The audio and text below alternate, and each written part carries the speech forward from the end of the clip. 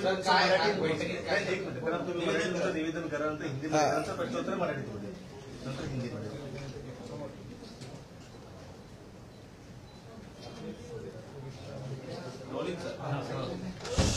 गेल्या 105 दिवसापासून राज्यातील टॅक्सी व रिक्षा चालवणारे जे ड्रायव्हर्स आहेत त्यांना कोकण मराठी साहित्य परिषद आणि मुंबई मराठी साहित्य संघाच्या वतीनं हिंदू हृदय सम्राट बाळासाहेब ठाकरे मराठी भाषा अभियान हे आम्ही राबवलं होतं आणि जवळजवळ 1,65,600 हिंदी भाषिक नव्हे तर अमराठी रिक्षा टॅक्सी चालकांनी त्यांना प्रचंड प्रतिसाद दिला आणि त्यांना प्रमाणपत्रही कोकण मराठी साहित्य परिषदेच्या वतीनं पद्मश्री ज्येष्ठ साहित्यिक मधु मंगेश कर्णिक यांच्या उपस्थितीमध्ये ठाण्याच्या गडकरी रंगायतांमध्ये एकनाथ शिंदे साहेब, उदय सामंत साहेबांच्या उपस्थितीमध्ये देण्यात आलं. त्यामुळे मी त्या सर्व अमराठी रिक्षा टॅक्सी चालकांचं मनापासून राज्याचा परिवहन मंत्री या नात्यानं अभिनंदन करतो, त्यांचं कौतुक करतो की राज्यामध्ये 1989चा जो नियम आहे आणि त्या नियमाच्याच आधारे 12 ऑगस्ट 2026 रोजी जर रिक्षा आणि टॅक्सी महाराष्ट्रामध्ये चालवायची असेल तर त्यांना व्यावहारिक मराठीचं ज्ञान असणं गरजेचं आहे. त्याची दखल त्यांनी घेतली आणि अतिशय चांगला प्रतिसाद त्यांनी दिला. महायुती सरकार आहे आणि महायुती सरकारच्या माध्यमातून राज्यातील जास्तीत जास्त सर्वसामान्य जनतेला रोजगार उपलब्ध व्हावा. राज्यातील जनतेबरोबरच देशातील अन्य प्रांतातून आलेल्या गोरगरीब लोकांना सुद्धा ह्या महाराष्ट्रामध्ये रोजगार उपलब्ध व्हावा ही प्रामाणिक भूमिका आहे. आणि मुंबई तर सगळ्यांना कुशीत घेऊन देशातील प्रत्येक गोरगरीब नागरिकांना असू द्या किंवा श्रीमंतांना असू द्या किंवा गर्भश्रीमंतांना असू द्या पुढे घेऊन जाण्याची मुंबईची गेल्या अनेक वर्षापासूनची परंपरा राहिलेली आहे.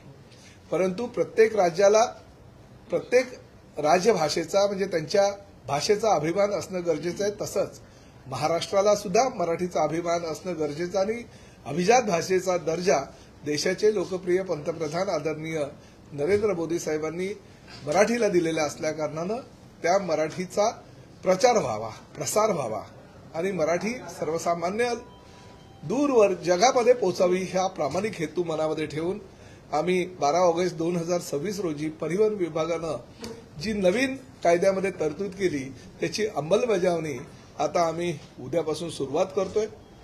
रोजगार हा मुंबईचा मूळ उद्देश आहे, महाराष्ट्राचा मूळ उद्देश आहे. परिवहन खात्याच्या वतीनं जरी कारवाई करण्याची भूमिका आम्ही घेतली तरी कोणाचा रोजगार बुडावा ही आमची भूमिका नाहीये आणि आम्ही दाखवून दिलेलं आहे की 1,65,600 हे अमराठी रिक्षा टॅक्सी चालकांना आम्ही मराठी शिकवलं. म्हणजे कोणाजवळ कोणाच्या पोटावर किंवा कोणाच्या रोजीरोटीवर गदा आणण्याचा आमचा मुळीच प्रयत्न नाहीये. परंतु शेवटी ही महाराष्ट्राची अस्मिता, महाराष्ट्राची संस्कृती टिकवणं सुद्धा फार गरजेचं आहे. आणि म्हणून जे अमराठी रिक्षा टॅक्सी चालक असतील जे अद्यापपर्यंत त्यांनी ह्या मोहिमेमध्ये भाग घेतला नाही, ह्या अभियानामध्ये भाग घेतला नाही, काही तर रिक्षा टॅक्सी चालकांनी व्हिडिओ प्रकाशित केले. व्हिडिओ प्रकाशित करून आपको जो करना है वो करो, परिवहन मंत्री हम राज्य में मेहनत करेंगे, हम रिक्शा चलाएंगे, हम टैक्सी चलाएंगे, हम पैसा भी कमाएंगे मगर मराठी नहीं सीखेंगे, मराठी नहीं बोलेंगे. ही मगरुरी किंवा ही मुजोरी जर कोणाची असेल तर त्याला कायद्याच्या कक्षेत राहून उत्तर देणं आमचं कर्तव्य आहे. आणि त्यामुळे उद्यापासून 12 ऑगस्ट 2026 रोजी जो नियम, जो कायदा आम्ही पारित केलेला आहे त्या कायद्याच्या अनुषंगाने जर कोणाला व्यावहारिक मराठी भाषेचं ज्ञान येत नसेल तर त्याच्यावर कारवाई करण्याची जी मोहीम आहे ती मोहीम आम्ही चालू करणार आहोत. सर्वप्रथम प्रत्येक रिक्षा चालकाला ज्याला मराठीचं व्यावहारिक ज्ञान नसेल त्याला नोटीस देणार. 1 महिन्याच्या नोटीसमध्ये जर त्याला व्यावहारिक मराठी भाषेचं ज्ञान आलं नाही तर त्याचं जो बॅज आहे, जे लायसन आहे ते 3 महिन्यापर्यंत निलंबित करण्याच्या सूचना परिवहनच्या सर्व अधिकाऱ्यांना आम्ही दिलेल्या आहेत. परंतु ती वेळ येऊ नये अशी आमची प्रामाणिक भूमिका आहे. 1 महिन्याचा कालावधी अनेक रिक्षा टॅक्सी संघटनांच्या नेत्यांनी आमच्याकडे मागितला. अनेक जे राजकीय पक्षाचे नेते आहेत त्यांनी आम्हाला सांगितलं की आम्हाला मुदतवाढ हवी आहे. परंतु माझं असं म्हणणं आहे की कायद्याच्या कक्षेमध्ये राहून आम्ही ही मुदतवाढ त्यांना देतोय. म्हणजे 30 दिवसाची मुदत आहे, पण ती आता कायद्याच्या कक्षेत राहील. आतापर्यंत 105 दिवसाची जी मुदत दिली होती ती कायद्याच्या कक्षेत नव्हती, ती मानवतावादी दृष्टिकोनातून आम्ही दिली होती. आज 30 दिवसाची मुदत दिल्यानंतर जर 30व्या दिवसापर्यंत तुम्हाला मराठी भाषेचं व्यावहारिक ज्ञान नाही आलं तर नाईलाजानं का होईना, पण आम्हाला तुमचं लायसन्स जे आहे, बॅच जो आहे तो 3 महिन्याकरता निलंबित करता येईल. परंतु तो 3 महिन्यामध्ये सुद्धा जर तुम्ही शिकला नाहीत तर मात्र तुमचं जे बॅच आहे, तुमची मुजोरी जी आहे ती जाणीवपूर्वक आहे. मराठी भाषेचा तुम्ही द्वेष करता, महाराष्ट्रामध्ये मराठी संस्कृतीचा तुम्ही द्वेष करता असं समजून पूर्णतः तुमचं लायसन्स आणि बॅच रद्द करण्याचे अधिकार आम्ही आरटीओच्या अधिकाऱ्यांना आता दिलेले आहे. आणि कायद्याच्या कक्षेमध्ये राहून मराठी भाषा पूर्ण जगभरामध्ये पोहोचवणं, मराठी भाषेची संस्कृती महाराष्ट्रामध्ये रुजवणं. तुम्ही या, रोजगार उपलब्ध आमच्याकडे आहे. तुम्ही या, रिक्षा चालवा, टॅक्सी चालवा, व्यवसाय करा. आम्ही तुम्हाला सगळ्या सुविधा पुरवून देऊ. आज आम्ही आनंद दिघे साहेबांच्या नावानं एकनाथ शिंदे साहेब मुख्यमंत्री असताना जे महामंडळ स्थापन केलं होतं त्या महामंडळामध्ये सुद्धा आता जवळजवळ आमचे 37,000हून जास्त सभासद झालेले आहे. कामगार महामंडळामध्ये ज्या पद्धतीनं विविध उपाययोजना केल्या जातात, योजनांची अंमलबजावणी केली जाते, तशीच ह्या रिक्षा टॅक्सी चालकांसाठी सुद्धा त्या महामंडळामध्ये आम्ही जवळजवळ 57 कोटी रुपयाची तरतूद केलेली आहे. त्या माध्यमातून विविध योजना, त्यामध्ये विद्यार्थ्यांची योजना असू द्या, त्यामध्ये रिक्षा चालक 65 वर्षानंतर झाल्यानंतर त्याला 10,000 रुपयाचं अनुदान असू द्या, कुणी गंभीर आजारी पडला किंवा इतर काही गोष्टींसाठी उपचारासाठी जर काही निधीची आवश्यकता असेल तर त्या निधीची तरतूद सुद्धा आम्ही महामंडळाच्या ह्या बैठकीमध्ये घेतलेली आहे. परंतु शेवटी कायद्याच्या कक्षेमध्ये राहून मराठी येणं अनिवार्य आहे. मराठीचं ज्ञान तुम्हाला नसेल, तुम्ही जर मराठी बोलू शकला नाहीत, मात्र आम्हाला कारवाई ही अटळ. आणि त्या माध्यमातून आम्ही राजपत्रामध्ये जी काही आम्ही कायदा केलेला आहे त्या कायद्याची स्पष्टपणे अंमलबजावणी करण्याच्या सूचना सर्व आमच्या आरटीओच्या लोकांना दिलेल्या आहेत. त्याचबरोबर आतापर्यंत असंही लक्षात आलं की हा बॅच देत असताना आतापर्यंत जवळजवळ 9,65,000च्या आसपास आम्ही लायसन्स आणि बॅच दिलेले आहेत. आता तेव्हा जर आमच्या आरटीओच्या अधिकाऱ्यांनी व्यावहारिक ज्ञान त्यांना मराठीचं आहे की नाही ह्याची दक्षता घेतली असती तर आज ही वेळ आली नसती. त्यामुळे उद्यापासून जे काही बॅच दिले जातील, लायसन्स दिले जातील, लायसन्स नंतर बॅच दिला जातो, तर त्या बॅचची तपासणी करतानाच त्याचं व्हिडिओ रेकॉर्डिंग करावं. त्यांना मराठीचं व्यावहारिक ज्ञान आहे का, आणि ते असेल तरच त्यांना बॅच देण्याच्या सूचना सुद्धा मी दिलेल्या आहेत. त्याची अंमलबजावणी सुद्धा उद्यापासून केली जाईल.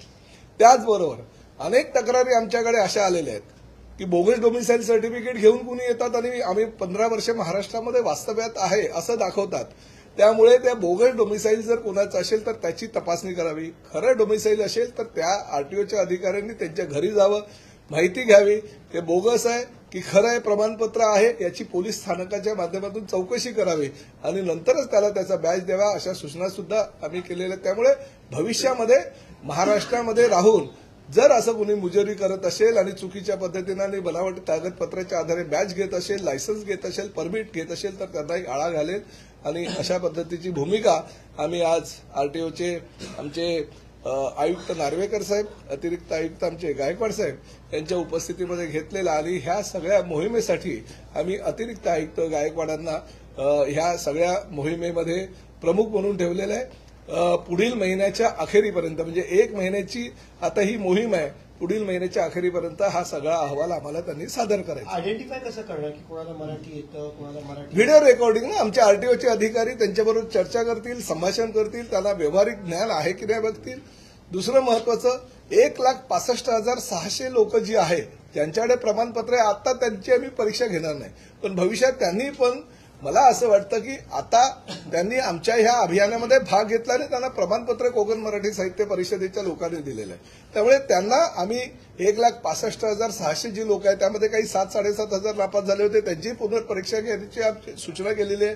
त्यांनाही पुनर्परीक्षा घेऊन मराठी शिकवावं अशा सूचना केलेल्या आहेत. त्यामुळे त्या वगळून, तेवढी लोक वगळून अन्य जे अमराठी असतील त्यांच्यावर कारवाई मात्र उद्यापासून अटळ आहे. सर, ही कारवाई कशी करणार काय? नाकाबंदी करून किंवा चौकशी करणार आहे कसं आहे? म्हणजे कशा कारवाई कशी करणार? नाही, कारवाई तर आम्हाला बघा, आमचे आरटीओचे अधिकारी कुठेही कुणालाही आमचं वायू दल आहे आरटीओचं, त्या पूर्ण राज्यातील वायू दलातील आमच्या वायुवेग पथक जे आमचं आहे त्या वायुवेग पथकातील कर्मचाऱ्यांना आणि अधिकाऱ्यांना आम्ही सूचना आत्ताच व्हिडिओ कॉन्फरन्सिंगच्या माध्यमातून दिलेल्या आहेत. नाही कशामध्ये व्हिडिओ रेकॉर्डिंग केलं जाईल की जर ते रॅन्डम थांबवून विचारलं जाईल त्याच्याकडे सर्टिफिकेट मराठी सर्टिफिकेट आहे की नाही हे पाहिलं जाईल की सोबत मराठी बोलता येतं की नाही हे नाही नाही, सर्टिफिकेट हा क्रायटेरिया नाही आहे. सर्टिफिकेट असलेल्यावर सुद्धा कारवाई होईल, परंतु आम्ही सध्या त्यांना बाजूला ठेवलेलं आहे. आता ज्यांच्याकडे सर्टिफिकेट नाही आणि मराठीही बोलता येत नाही, व्यावहारिक मराठीचं ज्ञान नाही, त्यांच्यावर कारवाई होईल. म्हणजे रस्त्यावरती थांबवून रॅन्डम चेकिंग केलं जाईल. हो हो, कुठेही थांबवतील, रस्त्यावर थांबवतील, स्टेशनला जातील, ज्या ज्या ठिकाणी रिक्षा टॅक्सीचे स्टँड असतील त्या ठिकाणी जातील, सगळीकडे ज्या ज्या ठिकाणी रेग्युलर आमची तपासणी केली जाते. कारण वायुवेग पथक आहे, आम्ही पूर्ण वायुवेग पथकाच्या माध्यमातून सगळ्यांना सूचना केलेल्या आहेत. व्हिडिओ व्हायरल झालाय नवी मुंबईमध्ये एक व्हिडिओ व्हायरल झालाय जो थेट तुम्हाला धमकी देतो एक प्रकारे मराठी शिकला नाही का असं काम. अरे, प्रताप सरनाईकांना जर अशा धमक्यांनी प्रताप सरनाईकला घाबरलं, प्रताप सरनाईक घाबरला असतं तर आतापर्यंत ही मोहीमच केली असते. त्यामुळे धमक्यांना वगैरे नाही. पण एक गोष्ट आहे, मगरुरी आणि मुजोरी मराठीच्या बाबतीत जर कोणी सहन करेल ते धमक्या किती येऊ द्या, काही फरक नाही पडत.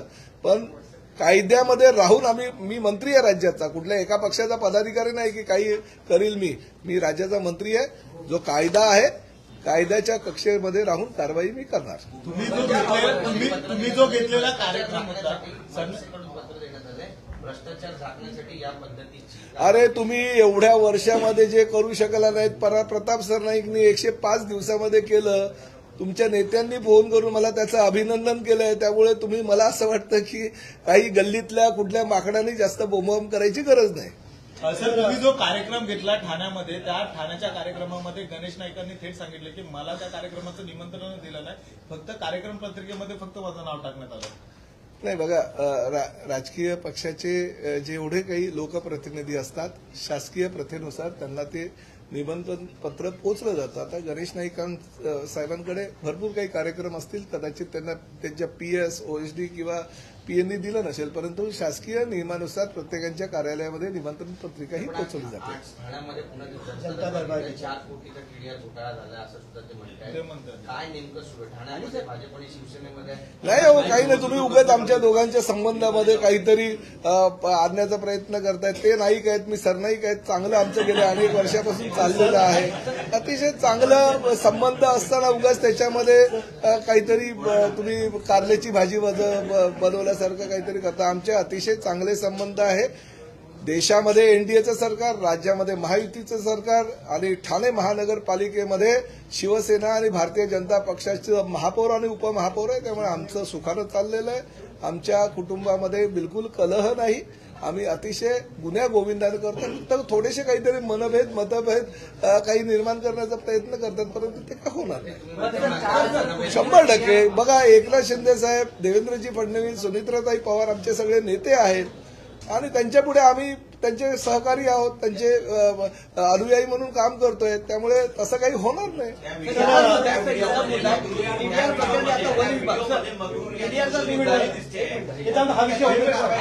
मगरुरी आणि मुजोरीचं उत्तर कायद्याच्या कक्षेमध्ये राहून आम्ही देतोय.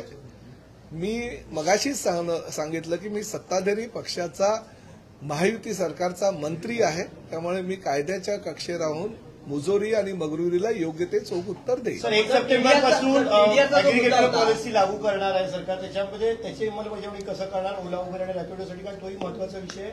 आणि त्याच्यासाठी 15 वर्षाचा अधिवासाचा दाखला कंपल्सरी असणार आहे का अग्रिगेटर पॉलिसी? सगळं असणार आहे. अग्रिगेटर पॉलिसीमध्येच आम्ही अनेक नियम टाकलेले आहेत. पूर्ण ते नियमावली फार मोठी आहे आणि तुम्ही म्हणताय ते पण बरोबर आहे की आम्ही आमचे TC आहेत, त्यांनी ओला आहे, उबेर आहे, रॅपिडो आहे, भारत टॅक्सी आहे, देवदत्त टॅक्सी आहे किंवा आता छावा, ह्या ज्या प्रवासी टॅक्सी चालवणाऱ्या ज्या काही संस्था आहेत त्यांना आम्ही आवाहन केलं की 1 सप्टेंबर पूर्वी तुमचं प्रमाणपत्र तुम्ही घ्या, जेणेकरून ॲग्रिगेटर पॉलिसीच्या नियमानुसार तुम्हाला आम्हाला प्रमाणपत्र देता येईल आणि ॲग्रिगेटर पॉलिसीमुळे नुसार तुम्हाला जी आहे ती कार्यवाही पुढची करता पण येईल. डोबेसाईलचा मुद्दा आहे तो आहे का? कारण 15 वर्षाचा जो चालक नाही असेल नाही असणारच ना. महाराष्ट्रामध्ये जर तुम्हाला व्यवसाय करायचा असेल, काम करायचं असेल, रिक्षा चालवायची असेल, टॅक्सी चालवायची असेल किंवा कुठलीही प्रवासी वाहतूक चालवायची असेल तर डोमिसाईल सर्टिफिकेट हे बंधनकारक आहे. ठाण्याला जो सीबीआय यामध्ये आज गणेश नाईक म्हणाले की वन विभाग जे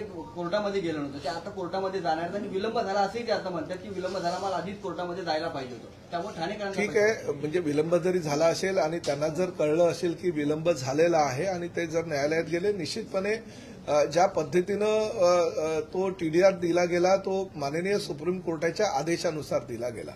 त्याच वेळेस जर वन खातं सुप्रीम कोर्टामध्ये दाखल केलं होतं, म्हणजे दावा त्यांनी दाखल केला होता असता तर ठाणे महापालिकेचे आयुक्त सौरव राव यांनी सांगितलं, मी वन खात्याच्या लोकांशी वारंवार सांगत होतो, बोलत होतो की तुम्ही आपलं प्रतिज्ञापत्र सादर करा, आमचा हक्क आहे असं तुम्ही त्या ठिकाणी सांगा कोर्टाला.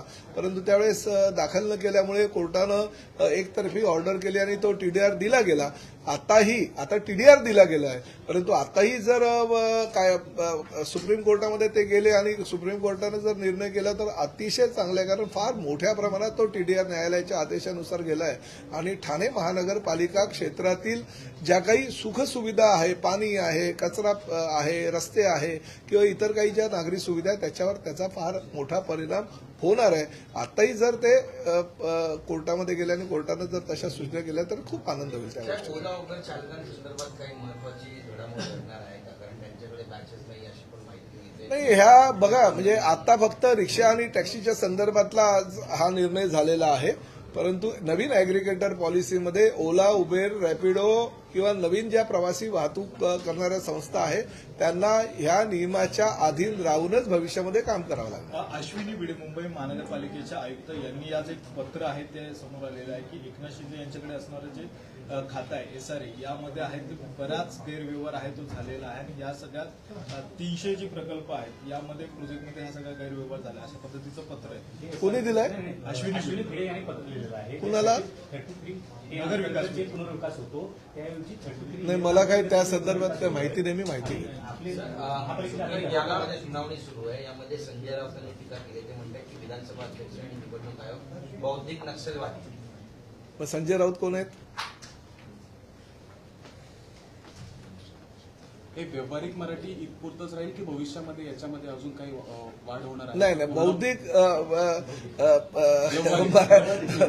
व्यावहारिक मराठी ज्ञान हे कायद्याच्या कक्षेमध्ये तेवढंच आहे. त्यामध्ये मी असं कधीच म्हणणार नाही की परराज्यातून आलेले आमच्या अमराठी रिक्षा टॅक्सी चालकांनी घरी गेल्यानंतर सुद्धा मराठीमध्ये आमच्या कुटुंबियांसोबत, मुलांबरोबर, पत्नी म्हणजे बोलले तर आनंद आहे, आई वडिलांबरोबर म्हणजे कुटुंबियांबरोबर पूर्णतः मराठीत बोलले तर खूपच आनंद आहे त्या गोष्टीचा.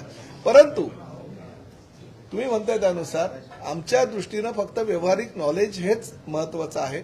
उद्या आम्ही असंही त्यांना सांगत नाही की तुम्हाला एवढं मराठी आलं ना, चला आता मराठीमध्ये PhD करा, असंही आम्ही सांगणार नाही. घरात जाऊन मराठीत बोला असंही आम्ही सांगणार नाही. आमचं असं म्हणणं आहे की महाराष्ट्राची संस्कृती आहे, मराठीवर आमचं प्रचंड प्रेम आहे, मराठी भाषेला अभिजात भाषेचा दर्जा असल्या कारणानं मराठी भाषा फार मोठी आहे, हजारो वर्षापूर्वीची मराठी भाषा आहे आणि त्याचबरोबर ही मराठी तर तुम्ही बोला, पण प्रवाशांनाही मी आपल्या माध्यमातून आवाहन करणार आहे. कारण अनेक अमराठी रिक्षा टॅक्सी चालकांनी आम्हाला हेही सुद्धा सांगितलंय की साहेब ही वेळ आली नसती तुमच्यावर ही कारवाई करायची, जर आमच्याबरोबर प्रवाशांनी जर मराठीत संवाद साधला असता तर आम्ही काही वर्षापूर्वीच मराठी शिकलो असतो, आम्हाला मराठी शिकवणी घ्यायची आज वेळ आली नसती. त्यामुळे प्रवाशांना सुद्धा आवाहन करतो की तुम्ही सुद्धा समोरचा जो रिक्षा टॅक्सी चालक आहे तो अमराठी असं समजून त्यांच्याबरोबर हिंदीमध्ये नव्हे तर जरी तो अमराठी असेल तरी त्याच्याबरोबर मराठीतच बोला, जेणेकरून आपली मराठी भाषा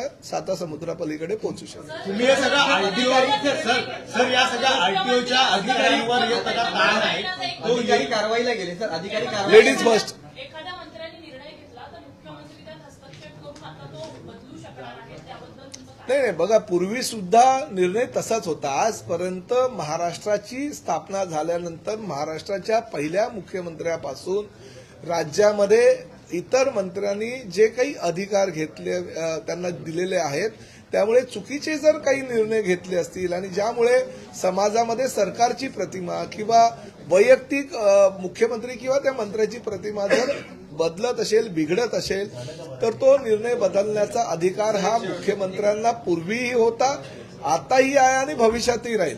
फक्त हा जो निर्णय आहे तो कायद्याच्या कक्षेमध्ये राहून त्या नियमामध्ये बसवलेला असल्या कारणानं अधिकार तर मुख्यमंत्र्याचा आहे, कारण राज्याचे सार्वभौम म्हणून माननीय मुख्यमंत्रीच असतात आणि आम्ही त्यांचे सहकारी म्हणून त्यांच्याच मार्गदर्शनाखाली काम करत असतो.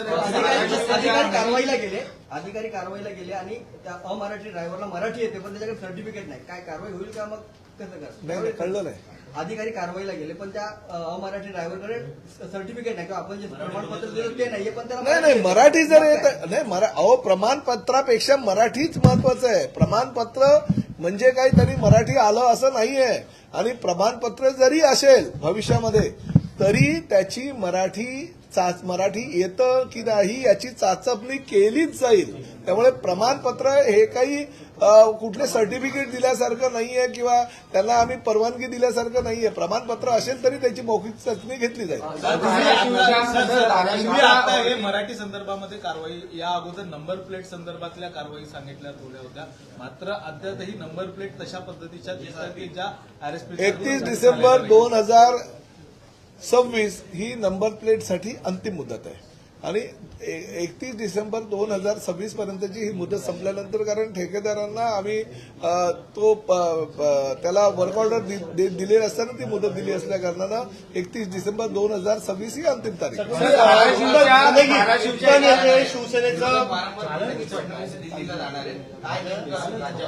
काय ना चांगलं काम चाललेलं आहे. सगळेच जण म्हणतात चांगलं काम. मुख्यमंत्री श्री देवेंद्रजी फडणवीस, एकनाथ शिंदे साहेब आणि सुनेत्राताई पवार करतायत आणि शेवटी कुठल्याही पक्षाचे प्रमुख हे अंतिम निर्णय घेत असतात. जर आता विरोधक म्हणतात ते दिल्लीला जावे म्हणून त्यांनी दिल्लीला जावं का? पक्षाच्या नेत्यांना पण वाटलं पाहिजे ना की दिल्लीला त्यांनी यावं. त्यामुळे मला असं वाटतं की आमचं सरकार अतिशय चांगल्या प्रकारचं काम करतंय. इन्फ्रामॅन म्हणून किंवा अतिशय चांगलं काम करणारे मुख्यमंत्री म्हणून देवेंद्रजी सर्व महाराष्ट्राला परिचित आहे. त्यामुळे उगाच कोणीतरी मिठाचा खडा टाकण्यासाठी काहीतरी प्रयत्न करू नये. मंत्रिमंडळाचा विस्तार होणार आहे. शिवसेनेला किती मंत्रिपद अपेक्षित आहे? कारण आता माहिती मिळते की आणखी एक जास्तीचं मंत्रिपद अपेक्षित आहे 6 खासदारांच्या. आणखी एक काय आणखी 2 मिळाले तरी आम्हाला त्या गोष्टीचा आनंदच आहे. परंतु आमच्या पक्षामध्ये अंतिम निर्णय किंवा जे काही वरिष्ठांशी बोलायचं असतं ते निर्णय सर्वस्वी एकनाथ शिंदे साहेबांचा आहे आणि ते निश्चितपणे योग्य आणि चांगला निर्णय घेत असतात. धाराशिवमध्ये ओमराजे निंबाळकरांनी परत ऑपरेशन टायगर सुरू केलेलं आहे. आणखी किती ऑपरेशन सुरू होणार आहे? आता ते स्वतः टायगर आहे, त्यांना माहिती आहे कसं ऑपरेशन करायचं. त्यामुळे मला असं वाटतं की धाराशिव जिल्ह्याची पूर्णतः जबाबदारी ही ओमराजे निंबाळकरांना एकनाथ शिंदे साहेबांनी दिलेली आहे आणि मी सुद्धा पालकमंत्री म्हणून धाराशिव जिल्ह्याचं काम करत असताना ओमराजे निंबाळकरांचं जे व्यक्तिमत्व आहे जिल्ह्यामध्ये आणि त्यानुसारच त्यांना जे काही सहकार्य ते सहकार्य करत असतं. परंतु ते जे काही निर्णय घेतील पालकमंत्री म्हणून मी त्यांच्यासोबत राहील. रामभाऊ म्हाळगी उत्तर येथे प्रशिक्षण शिबिर होतं. भाजपासोबतच बौद्धिक मार्गाकडे आमची महायुती आहे. तुम्ही का आता शेवटी आम्ही नाही गेलो तर नाही आले. आता कालच्या कार्यक्रमाला भारतीय जनता पक्षाचे काही आमदार कामं असल्यामुळे अनुपस्थित होती. तुम्ही सांगितलं की ते अनुपस्थित आहेत. आम्ही रामभाऊ म्हाळगी प्रबोधिनीमध्ये जर काही बौद्धिक मार्गदर्शन काही वरिष्ठांबरोबर घेतलं किंवा काही ज्येष्ठ लोक त्या ठिकाणी आम्हाला जर काही मार्गदर्शन करत असतील तर एवढं काही त्या गोष्टीचं तुम्ही भांडवल करायचं मला हे कळत नाही. बौद्धिक ज्ञान आहे आणि आमचे सहयोगी पक्ष आहे, समविचारी पक्ष आहेत. हिंदुत्वाची कास बाळासाहेब ठाकरेंनी ज्या पद्धतीने घेतली होती त्या पद्धतीने आम्ही घेऊन पुढे चाललेलो आहे. आणि असं असताना जर उत्तर येथील रामभाऊ म्हाळगी प्रबोधिनीमध्ये जर आम्ही थोडंसं बौद्धिक ज्ञान घेतलं आणि आमच्या ज्ञानामध्ये जर अजून भर पडली तर चुकीचं काय आहे? सर, धाराशिवच्या होर्टीतली एक दिव्यांग निवासी शाळा आहे. त्या निवासी शाळेत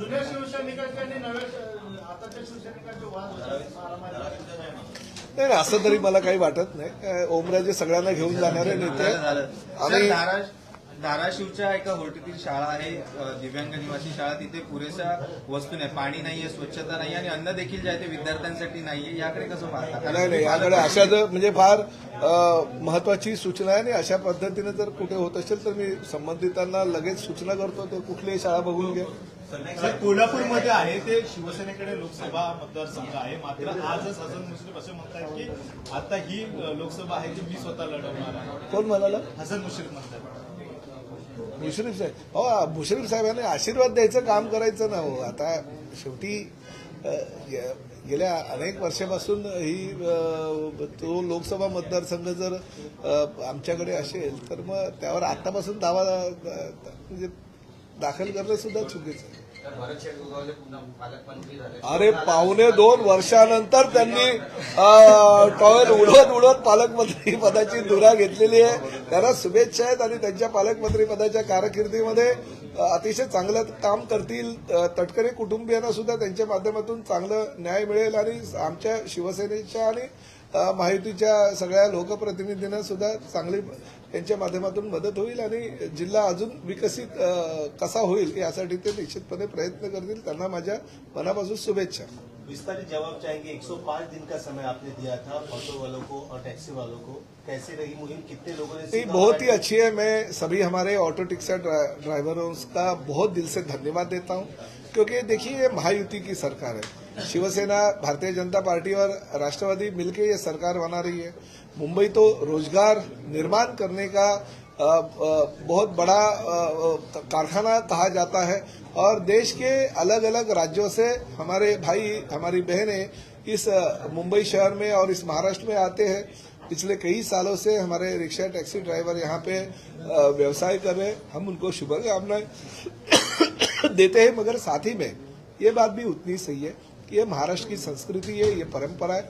मराठी का जतन करना हमारा कर्तव्य बनता है और उस माध्यम से हमारे जो पंतप्रधान है आदरणीय नरेंद्र जी मोदी, उन्होंने अभिजात भाषा का दर्जा भी इस मराठी को दिया है.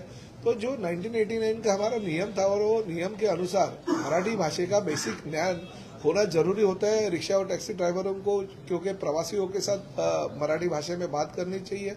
नहीं तो विसंवाद होता है, झगड़े होते हैं, पुलिस कंप्लेंट होती है. और इसकी कंप्लेंट हमारे पास आने के बाद हमने यही कहा है कि मराठी भाषा का बेसिक नॉलेज होने के लिए अगर आपको कुछ स्कूल या क्लासेस की जरूरत है तो वो भी हम प्रोवाइड करते हैं.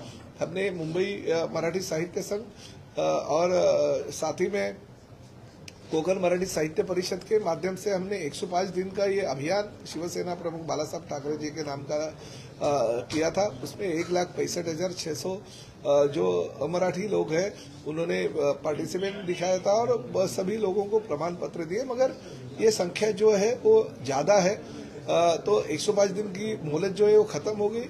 अभी कल से हमारी तैयारी होगी कि जिनको अभी व्यवहारिक ज्ञान अगर मराठी का नहीं है तो हमारे आरटीओ के अधिकारी उनको चेक करेंगे, उनके साथ मराठी में संवाद रखेंगे और उनको मराठी अगर नहीं आती है तो नोटिस देंगे. 1 महीने के अंदर अगर वो बोल नहीं पाए तो उनका लाइसेंस जो है वो 3 महीने के लिए निलंबित किया जाएगा और फिर 3 महीने में भी उनको अगर मराठी नहीं आया तो पूरे कार्यकाल के लिए उनका लाइसेंस और बैच कैंसिल करने की जो कानूनन कार्रवाई है वो हमारी कल से हो रही है. और मैं तो ये नहीं चाहता हूँ कि किसी का भी लाइसेंस रद्द हो, मगर किसी का भी बैच रद्द हो, मगर महाराष्ट्र में आने का, महाराष्ट्र में व्यवसाय करने का, महाराष्ट्र में पैसे कमाने का और महाराष्ट्र के प्रति अनादर दिखाने का ये तो महाराष्ट्र में नहीं चलेगा. हमारे यही कहना है, आइए रोजगार निर्मित करने के लिए महाराष्ट्र अग्रसर है.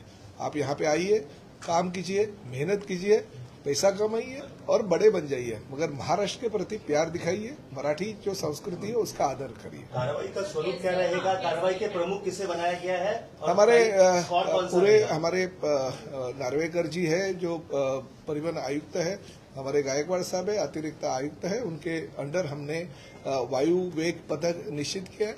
वो वायु वेग पदक 1 महीने में पूरा कार्रवाई करेगी. 1 महीने अभी उनको मोहलत दी गई है, अगले सितंबर एंड तक वो हमें अहवाल दे देंगे और कल से रोज के रोज अगर किसी को मराठी नहीं आती है तो उसको नोटिस दी जाएगी. नोटिस के दौरान अगर उसको मराठी आया तो नोटिस कैंसिल की जाएगी, मगर फिर भी अगर नहीं मराठी आई तो उनको 3 महीने के लिए उनका लाइसेंस जो है वो निलंबित किया जाएगा और 3 महीने में भी अगर मराठी नहीं आएगा तो पूरे कार्यकाल के लिए वो लाइसेंस और बैच रद्द किया जाएगा. सर, इस निर्णय ने पूरे देश में राजनीतिक विवाद छेड़ दिया है। शशि थरूर जो कांग्रेस के नेता भी है और खुद आपको पता है जो भाषा तज्ञ है, जो इंग्लिश पर प्रभुत्व रखते हैं, उन्होंने एक बहुत बड़ा आर्टिकल लिखा है इस निर्णय पर। उनका कहना है कि ट्रांसपोर्ट डिपार्टमेंट को मुंबई की अन्य समस्याओं पर अपना ध्यान केंद्रित करना चाहिए, ना कि कौन कौन सी भाषा बोले। इस पर हमें मराठी भाषा के प्रति आदर है। मराठी भाषा हम पूरे दुनिया में लेके जाना चाहते हैं। हम मराठी भाषा का जो आदर करते हुए शिवसेना प्रमुख बालासाहेब ठाकरे जी ने अभिजात भाषा का दर्जा उसको मिलना चाहिए, इसकी माननीय पंतप्रधान जी के पास मांग की थी, बहुत साहित्यकों ने मांग की थी और वो अभिजात भाषा का दर्जा मिल गया। शशि थरूर जी राष्ट्रीय नेता है, वो जाइए फ्रांस में और इंग्लिश में बात करें, नहीं फ्रांस वाले सुनेंगे। वो जाए इटली में, इंग्लिश में बात करें, इटली वाले नहीं सुने। वो जाएंगे जापान में, इंग्लिश में बात करें, जापानीज नहीं सुने। वो जाए चाइना में, बात करें इंग्लिश में, चाइना वाले नहीं सुने। नहीं क्या, वो जाए हैदराबाद में और हिंदी में बात करें, नहीं सुनेंगे। वो जाए कर्नाटक में, हिंदी में बात करेंगे, नहीं सुनेंगे। और वो जाए तमिलनाडु में या अलग अलग राज्यों में, जो साउथ में राज्य है, जो हिंदी भाषिक राज्य नहीं है, नहीं सुनेंगे। तो उनको अगर उनके भाषा के प्रति प्यार है और हम महाराष्ट्र में रहते हैं और हमें महाराष्ट्र के मराठी भाषा के प्रति अगर प्यार है, तो उन्होंने आइए महाराष्ट्र में, शशि थरूर जी आइए, एक अच्छे कोई तो भी टीचर के माध्यम से हम उनको मराठी सिखाएंगे, ताकि वो हमारी भाषा भी पूरे दुनिया में लेके जाएंगे। किसी कैबिनेट मंत्री ने कोई निर्णय लिया, अगर वो जनहित में नहीं होगा तो सीएम उसको बदल सकते हैं, क्या कहेंगे? बराबर है, वो सीएम को अधिकार है। और जब से हमारी महाराष्ट्र शासन की निर्मित हुई है, जितने भी मुख्यमंत्री अब तक हुए, हर मुख्यमंत्री के कार्यकाल में मुख्यमंत्री उस राज्य के प्रमुख होते हैं। जो निर्णय देश की राज्य के हित के लिए नहीं होगा, समाज के लिए हित के लिए नहीं होगा, तो निर्णय बदलने का पूरा अधिकार ये माननीय मुख्यमंत्री जी का है और हम उनके अनुयायी है। उनके माध्यम से हम राज्य चलाते, अलग अलग निर्णय लेते, मगर कुछ अगर गलत निर्णय होगा तो पूरा का पूरा रद्द करने का, कैंसिल करने का अधिकार जो है पहले से माननीय मुख्यमंत्री जी को है। और आज सिर्फ वो ऑफिशियल रिकॉर्ड पे आया गया, मगर ये पहले से उनको ही था। कांग्रेस कह रहा है कि वंदे मातरम के सिर्फ 2 स्टैंजाज ही वो हर कार्यक्रम में गाएंगे, आगे के स्टैंजाज वो नहीं गाएंगे। देखिए, देश तो कांग्रेस जो बोलता है वो हिसाब से नहीं चलेगा, क्योंकि पूरे देश में नरेंद्र मोदी जी को पंतप्रधान पद पे आरूढ़ किया है, मेजोरिटी दी है। मेजोरिटी देने के बाद में अगर पंतप्रधान जी और एनडीए ने अगर कौन सा निर्णय लिया, तो निर्णय के अनुसार ही काम करना पड़ेगा। जब भी कांग्रेस सत्ता पे थी तो कांग्रेस ने जो निर्णय लिया, 2 खाली जो वंदे मातरम है, 2 कड़वाई बोलने का। अभी हमारे सरकार ने, एनडीए ने अगर ये निर्णय किया तो वो निर्णय उनको लागू होता है। उन्होंने उसकी में राजनीति नहीं करनी चाहिए। आपके विभाग ने जो ठाणे में कार्यक्रम किया था, वहाँ पर भी एक गलत गीत बजाया गया था। देखिए, गलत गीत नहीं था, वो वंदे मातरम ही था। सिर्फ AR रहमान का बनाया हुआ, लता जी ने गाया हुआ वंदे मातरम वो गाना था। वो वंदे मातरम जो सेंट्रल गवर्नमेंट ने सैंक्शन किया, वो वंदे मातरम वो नहीं था, मगर उसके लफ्ज जो थे वंदे मातरम के थे। मगर फिर भी पहले वंदे मातरम, बाद में जनगण मन और बाद में महाराष्ट्र गीत गाने की परंपरा हर शासकीय कार्यक्रम में है और सेंट्रल गवर्नमेंट की वैसी सूचना है। इसी को नजर रखते हुए एकनाथ शिंदे साहब जब भी भाषण के लिए खड़े रहे, तो भी पहले उन्होंने संयोजकों को कहा कि आज गलती हो गई है, उसको आपको सुधारना होगा, वैसी गलतियां नहीं होनी चाहिए। क्योंकि अभी वो निर्णय हो गया, एक 4-5 दिन का वो निर्णय था। कुछ लोगों में कंफ्यूजन था, कुछ लोग जो बेचारे बजाने वाले या ऑर्केस्ट्रा वाले रहते हैं, वो कंफ्यूजन में रहते हैं और उनको गाना यही गीत है ये समझते हुए उन्होंने वो लगाया।